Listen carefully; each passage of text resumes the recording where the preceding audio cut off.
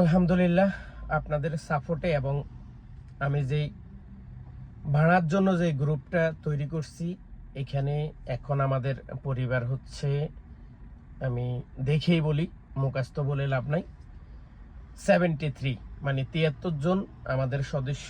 আলহামদুলিল্লাহ, এই 73 জনের মধ্যে আমি সত্যি কথা বলি, যেটা একবারে লিগেল, যেখানে কোনো 2 নম্বর নাই, কোনো 2 নম্বরের চেষ্টা করতেছি না।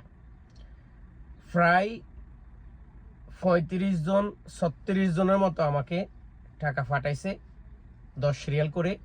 এটা আমি আজকে প্রকাশ করে দিলাম, এবং যারাই টাকা পাঠাইতেছে আমি তাদের যে রিসিপ্ট সেটা কিন্তু গ্রুপে দেওয়ার চেষ্টা করতেছি, এবং যারা গ্রুপের সদস্য আছে তাদেরকে বুঝাইতে চাইতেছি আমি 10 টাকা যাকে গ্রুপে অ্যাড করি তার কাছ থেকে নিতেছি। কারণ আমি চাই না আমার গ্রুপ থেকে আবার কেউ অন্য কাউকে কুপরামর্শ দেয়, অথবা অন্য কাউকে বলো আপনি টাকা দিচ্ছেন, আমি তো টাকা দিই নাই। তো এজন্য আমি সবাইকে প্রমাণ দিয়ে দিতেছি। আপনারা জানেন এই গ্রুপটা তৈরি করতে আমার অনেক সময় লেগেছে, এবং আমি যাদের সাথে কন্ট্যাক্ট করে এই গ্রুপটা করেছি তারা আমাকে একটি কথা বলছে যে আব্দুল আজিম, দেখো, এমন কোনো ড্রাইভার এখানে নিয়ে আসবে না যেটা তোমার জন্য বিপজ্জনক হয়। তো আমি বললাম যেমন, বা বিষয়টা কি, আমাকে একটু ক্লিয়ার কর।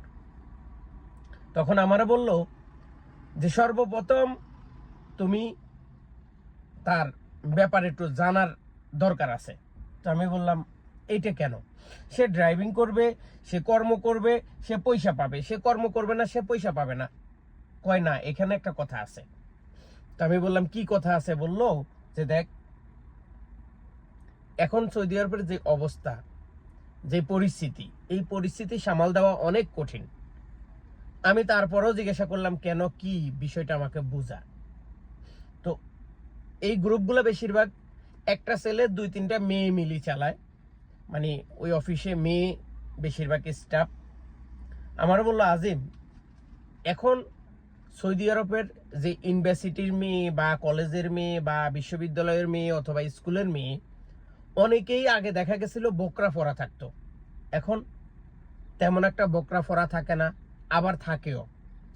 তো তুই এই জিনিসটা তুই চিন্তা করতে হবে যে তোর পিছনে একটা মেয়ে বসে রইছে, সে কি করতেছে, এইটা তোর দেখার বিষয় না।